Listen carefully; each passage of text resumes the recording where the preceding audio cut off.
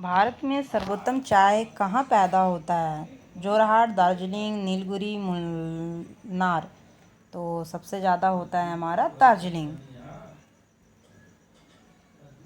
बागान दार्जिलिंग पश्चिम बंगाल पहाड़ियों में पाए जाते हैं। दार्जिलिंग चाय पश्चिम बंगाल देश का दूसरा प्रमुख चाय उत्पादक राज्य है। यहाँ चाय अपने सुगंध और सुस्वाद हेतु विश्व प्रसिद्ध है।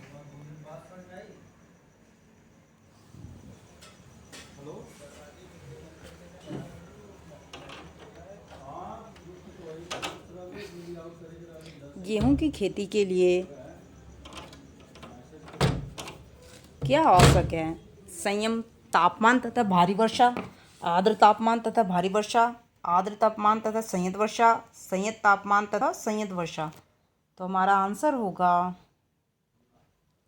डी, संयत तापमान तथा संयत वर्षा। गेहूं की खेती के लिए हमें आवश्यक है संयत तापमान तथा संयत वर्षा। ये भी एसएससी सेक्शन ऑफिसर 2003 में आ चुका है। गेहूं शीत और आर्द्र जलवायु में उग सकता है। गेहूं के उगते समय ठंडी तथा नम जलवायु की आवश्यकता होती है। गेहूं बोते समय साधारण वर्षा लाभकारी होती है। गेहूं बोते समय 10 डिग्री सेल्सियस से 15 डिग्री सेल्सियस तथा फसल पकते समय 20 डिग्री से 25 डिग्री सेल्सियस तापमान तथा संयत वर्षा की आवश्यकता होती है। ये सब जो मैं आप लोगों को डिस्क्रिप्शन में बता रही हूँ, इससे भी रिलेटेड क्वेश्चन आते हैं, इसीलिए आप डिस्क्रिप्शन को भी अच्छे से पढ़िए। ये मैंने बहुत ही मेहनत करके आप लोगों के लिए बनाया है। प्लीज़ मेहनत को बेकार मत कीजिए। चलिए नेक्स्ट क्वेश्चन करते हैं। खरीफ की फसल बोई जाती है दक्षिणी पश्चिम मानसून के प्रारंभ होने पर, दक्षिण पश्चिम मानसून के अंत में, उत्तरी पूर्वी मानसून के प्रारंभ होने पर, उत्तरी पूर्वी मानसून के अंत में। हमारा आंसर होगा दक्षिणी पश्चिमी मानसून के प्रारंभ होने पर। खरीफ की फसल कब बोई जाती है? दक्षिणी पश्चिमी मानसून के प्रारंभ होने पर। ये भी क्वेश्चन 2004 में आ चुका है। खरीफ फसल मानसून के आगमन पर जून जुलाई में बोई जाती है। और खरीफ फसल कौन कौन सा है मैंने पहले ही बता दिया है। खरीफ फसल दक्षिण पश्चिम मानसून के प्रारंभ होने पर बोई जाती है। और चावल, ज्वार, मक्का, कपास, मोट आदि प्रमुख फसलें जो है खरीफ फसल है। खरीफ फसल और रबी फसल से रिलेटेड बहुत सारे क्वेश्चन आते हैं, आप इसमें कंफ्यूज ना हो, इसे अच्छे से पढ़ें। नेक्स्ट क्वेश्चन है, वर्षा ऋतु मौसम के बाद उगाई जानी फसलें क्या कहलाती है? खरीफ, रबी, मौसमी, वार्षिक। तो हमारा आंसर होगा जो वर्षा ऋतु है उसके बाद जो फसल बोई जाती है उसे कहा जाता है रबी। भारत में सिंचित क्षेत्र के सबसे अधिक भाग पर खेती होती है। ईख की, धान की, कपास की, गेहूं की। किसकी होती है सबसे ज़्यादा? भारत के सिंचित क्षेत्र के सबसे अधिक भाग पर खेती होती है धान की। ये भी आपका 2006 में आ चुका है income tax and central excise के एग्ज़ाम में। तो भारत में संपूर्ण विश्व का 20% यानी 20% चावल का उत्पादन होता है। मतलब संपूर्ण विश्व में 20% चावल का उत्पादन होता है। देश की 3/4 आबादी का यह प्रिय भोजन है। 3/4 लोग जो है वो चावल को पसंद करते हैं। चावल का उत्पादन भारत के पूर्वी तथा दक्षिणी भागों में अधिक होता है। विश्व में चावल उत्पादन विश्व में कौन जो है प्रथम नंबर पर है? चीन चावल उत्पादन में, जबकि भारत जो है वो दूसरे स्थान पर है। भारतीय राज्य में चावल 2015 में पश्चिम बंगाल का प्रथम स्थान है, उत्तर प्रदेश दूसरे स्थान पर, तीसरे स्थान पर पंजाब है। नेक्स्ट क्वेश्चन है, पीत क्रांति का संबंध किससे है? धान के उत्पादन से, तिलहन के उत्पादन से, चाय के उत्पादन से, फूलों के उत्पादन से। तो हमारा आंसर होगा तिलहन के उत्पादन से। पीत क्रांति का संबंध है तिलहन के उत्पादन से। ये भी क्वेश्चन आ चुका है। भारत में पीत क्रांति का संबंध तिलहन उत्पादन से है। इसकी शुरुआत मुख्य रूप से 1986 से मानी जाती है। रबी एवं खरीफ दोनों फसल समय में तिलहनों की खेती की जा रही है। सरसों रबी की प्रमुख फसल है। सरसों जो है वो रबी की प्रमुख फसल है, जबकि मूंगफली खरीफ की मुख्य फसल है। तिलहन उत्पादन में मध्य प्रदेश, राजस्थान, गुजरात का प्रमुख स्थान है। नेक्स्ट है, निम्नलिखित में से किसको भारत में नकदी फसल माना जाता है? नकदी फसल मक्का को माना जाता है। ठीक है। भारत में नकदी फसलों के अंतर्गत जूट, कपास, चाय, कॉफ़ी तथा मक्का फसलें आती है। मक्का का उत्पादन कर्नाटक, मध्य प्रदेश और बिहार में प्रमुख रूप से होता है। विश्व में अमेरिका, चीन और ब्राज़ील में सबसे ज़्यादा मक्के की खेती की जाती है। विश्व में सबसे ज़्यादा कहाँ होता है मक्के की खेती? अमेरिका, चीन और ब्राज़ील। नेक्स्ट है, निम्नलिखित में से किनका उत्पादन खरीफ के मौसम में नहीं किया जाता? बाजरा और चावल, मक्का और ज्वार, जौ और सरसों और ज्वार और चावल। तो जौ और सरसों का जो है खरीफ के मौसम में नहीं किया जाता है। ये भी क्वेश्चन हमारा आ चुका है। जौ और सरसों का उत्पादन खरीफ के मौसम में नहीं किया जाता है क्योंकि जौ और सरसों रबी की फसलें हैं। जौ की गणना मोटे अनाजों में की जाती है। यह शुष्क और बलुई मिट्टी में बोया जाता है। इसकी शीत और नमी सहने की क्षमता भी अधिक होती है। प्रमुख उत्पादक राज्य उत्तर प्रदेश, राजस्थान, मध्य प्रदेश, हरियाणा, हिमाचल प्रदेश। काटो और जलाओ कृषि नाम दिया गया है आलू की खेती की विधि को, वनोन्मूलन की प्रक्रिया को, मिश्रित खेती को, स्थानांतरित खेती को। काटो और जलाओ कृषि नाम किसको दिया गया है? स्थानांतरित खेती को। स्थानांतरणशील कृषि में वनों को जलाकर भूमि साफ करके 2-3 वर्षों तक फसलें उगाई जाती है। फिर भूमि की उर्वरता नष्ट होने पर उसे वर्षों के लिए छोड़ दिया जाता है। नेक्स्ट क्वेश्चन है, सस्यावर्तन का अर्थ है मृदा की उर्वरता बनाए रखने के लिए विभिन्न फसलों को क्रम से उगाना, कुछ फसलों को बार बार उगाना, उत्पादकता बढ़ाने के लिए 2 या अधिक फसलों को एक साथ उगाना, इनमें से कोई नहीं। सस्यावर्तन का अर्थ है मृदा की उर्वरता बनाए रखने के लिए विभिन्न फसलों को क्रम से उगाना। तो हमारा आंसर होगा ये। सस्यावर्तन का अर्थ है मृदा की उर्वरता बनाए रखने के लिए भिन्न भिन्न फसलों को क्रम से उगाना। इसे चक्रीय कृषि भी कहते हैं। इसमें विभिन्न फसलें चक्रीय रूप से उपजाई जाती है ताकि खेतों की उर्वरता अधिक समय तक बनी रहे। इसमें सबसे सामान्य फसल फलीदार पौधे होते हैं जो मिट्टी में नाइट्रोजन का स्थिरीकरण करते हैं। नेक्स्ट है, निम्नलिखित में से कौन सी एक रोपण फसल नहीं है? चाय, कहवा, रबड़, गन्ना। जो आंसर है हमारा गन्ना, ये रोपण फसल नहीं है। गन्ना एक रोपण फसल नहीं है। रोपण कृषि के अंतर्गत व्यावसायिक फसलों का उत्पादन किया जाता है। चाय, कहवा, रबड़, कोको, गर्म मसाले आदि व्यावसायिक फसलें हैं। गन्ना नकदी फसल है।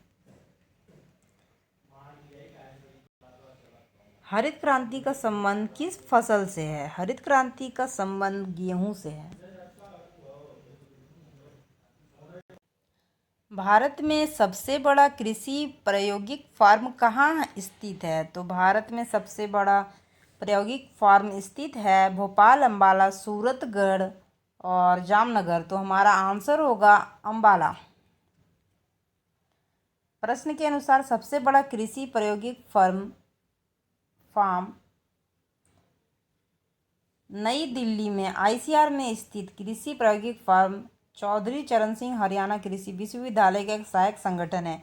ये कृषि प्रशिक्षण संस्थान के रूप में कार्य करता है, जिसे कृषि ज्ञान केंद्र अंबाला के नाम से भी जाना जाता है।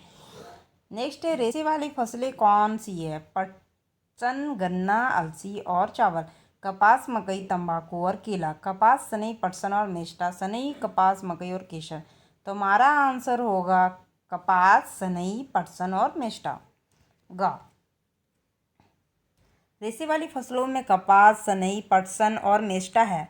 देश विभाजन के पश्चात देश में जूट की कमी को देखते हुए जूट के समान मेस्टा नामक रेशेदार पौधे का उत्पादन बढ़ाया गया था। यानी कि जूट का जब कमी हो गया था तो जूट के समान ही मेस्टा नामक रेशेदार पौधों का उत्पादन बढ़ाया गया। सनई सफ़ेद और चमकीला होता है। यह बोरे तथा रस्सियाँ बनाने के लिए प्रयोग में लाया जाता है। भारत के निम्न राज्यों में से किसमें सबसे अधिक निवल क्षेत्र में बुआई की जाती है? पंजाब, उड़ीसा, आंध्र प्रदेश, मिजोरम। तो सबसे ज़्यादा बुआई की जाती है पंजाब में। क्या क्वेश्चन पूछ रहा है? भारत के निम्न राज्यों में से किसमें सबसे अधिक निवल क्षेत्र में बुआई की जाती है? तो पंजाब में सबसे ज़्यादा बुआई किया जाता है। भारत में सबसे अधिक पंजाब राज्य में निवल में बुआई की जाती है, जिसमें सबसे ज़्यादा गेहूं की बुआई की जाती है। पंजाब में सबसे ज़्यादा जो बुआई होती है उसमें गेहूं की जाती है, जो अक्टूबर नवंबर के माह में बोई जाती है। पंजाब को भारत की रोटी की टोकरी भी कहा जाता है। पंजाब को क्या कहा जाता है? रोटी की टोकरी। भारत में सबसे अधिक उपभोग आने वाला प्रधान अन्न कौन सा है? तो सबको पता है, चावल। प्रथम अन्न कौन सा है? चावल। दूसरे नंबर पर कौन सा है? गेहूं। 2001 में ये सीजीएल में क्वेश्चन आ चुका है। भारत में सर्वाधिक उपभोग में आने वाला प्रथम प्रधान अन्न है चावल है। भारतीय चावल अनुसंधान संस्थान कहाँ स्थित है? तो हमारा आंसर होगा डी, कटक में।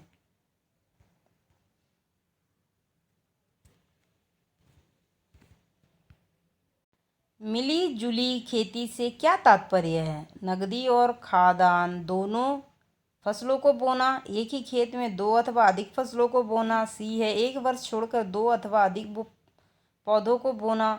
और पशुपालन और कृषि करना। तो मिली जुली खेती का अर्थ है हमारा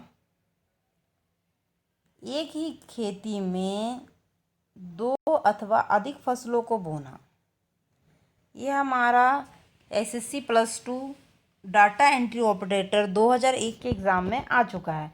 मिली जुली खेती का अर्थ है कृषि भूमि में कई फसलों को इस प्रकार लगाया जाता है ताकि मिट्टी की उर्वरता शक्ति बनी रहे। जैसे गेहूं की फसल के साथ सरसों की फसल लगाना, इसमें सरसों जल्दी तैयार हो जाती है और उससे पहले काट लेते हैं, गेहूं की कटाई के बाद में की जाती है। भारत में किस क्षेत्र में अत्यधिक असिंचित खेती की जाती है? कंडरा के मैदान में, दक्कन के पठार में, गोरोमंडल मैदान में और गंगा के मैदान में। तो सबसे ज़्यादा असिंचित खेती जो है वो दक्कन के पठार में की जाती है। ये भी क्वेश्चन आपका आ चुका है +2 के एग्ज़ाम में 2001 में।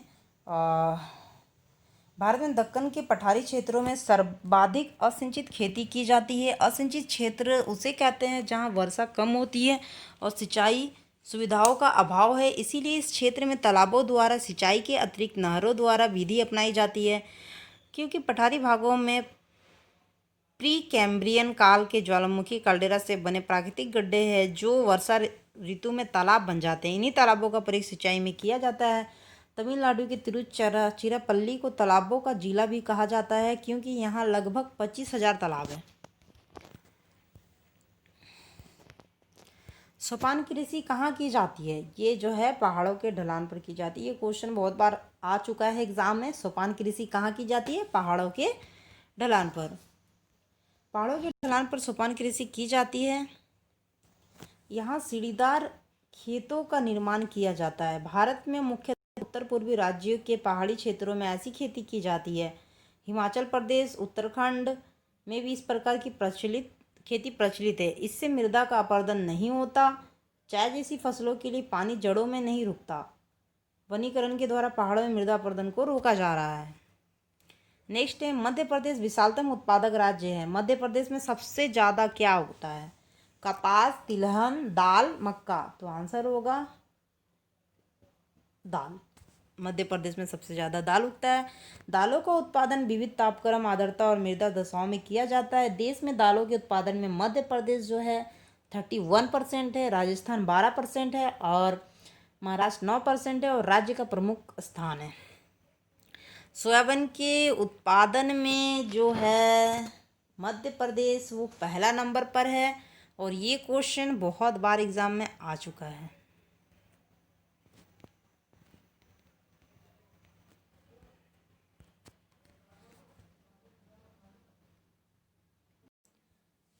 अंतर्वर्ती यानी कि जायद फसल कौन सी फसल है? वे फसलों जो हरी हरी काट कर पशुओं को खिलाई जाती है। प्रतिस्थापित फसलें जो तब रोपित की जाती है जब नियमित फसलें उगने में असफल हो जाए। वे फसलें जो नष्ट किए जाने वाले कुछ कीटनाशक जीवों को आकर्षित करने के लिए रोपित की जाती है। वे फसलें जो कुछ ऐसे कीटों को आकर्षित करने के लिए रोपित की जाती है जो नाशक जीवों के जैविक नियंत्रण के लिए उपयुक्त किए जाते हैं। तो हमारा आंसर होगा वे फसलें जो हरी हरी काट कर पशुओं को खिलाई जाती है उसे कहते हैं जायद फसल, अंतर्वर्ती यानी जायद फसल। अंतर्वर्ती या जायद की फसलें उसे कहते हैं जो हरे रूप में ही पशुओं के चारे के रूप में प्रयोग हो जाती है। जैसे मूंग उड़द के पौधे फलियां तोड़ने के बाद चारे के रूप में प्रयुक्त की जाती है। ज्वार बाजरा भी पशुओं के चारे के लिए प्रयुक्त होती है। जायद रबी और खरीफ फसल के बीच के समय में उगाई जाती है, इसीलिए इसे अंतर्वर्ती फसल भी कहते हैं। HYV कार्यक्रम को भारत में कहा जाता है पारंपरिक कृषि, नव कृषि नीति, श्वेत क्रांति, नील क्रांति। तो इसे कहते हैं नव कृषि नीति, HYV कार्यक्रम को भारत में नव कृषि नीति कहा जाता है। इस नई नीति ने उन्नत बीजों के प्रयोग के कार्यक्रम पर अधिक जोर दिया है। जो उन्नत बीज है उसके कार्यक्रम पर अधिक जोर दिया है।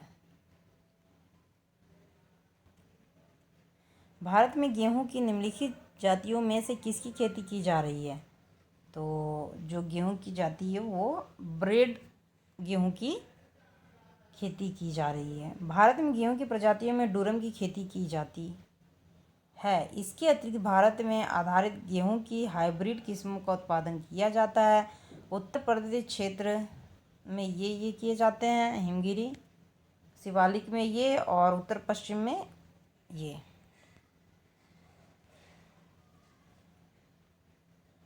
नेक्स्ट क्वेश्चन है, भारत के उत्तरी मैदानों की मृदा सामान्यतः कैसी होती है? भारत के जो उत्तरी मैदान की जो मृदा होती है तलावचन द्वारा, तलोचन द्वारा, स्वस्थाने अपक्षरण्य और अपर्दन द्वारा।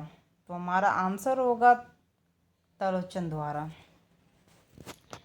भारत के उत्तरी मैदानों की मृदा तलोचन द्वारा बनी है और मैदान का विस्तृत तलोचन धरातल हिमाचल की नदियों द्वारा आरंभिक गर्त के अनवरत भराव का